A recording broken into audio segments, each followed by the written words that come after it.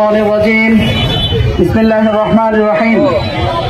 জুলাইয়ের সংগ্রামী যোদ্ধারা, আজকে আমরা অবাক বিস্ময়ে লক্ষ্য করলাম বাংলাদেশের জুলাই গণঅভ্যুত্থানে আমাদের পাশে দাঁড়িয়ে আমাদের সহযোদ্ধা যে বিপ্লবী বন্ধুরা জুলাই অভ্যুত্থানকে সফল করেছে, তাদের উপর গোপালগঞ্জে কি ভয়ানক হামলা করা হয়েছে।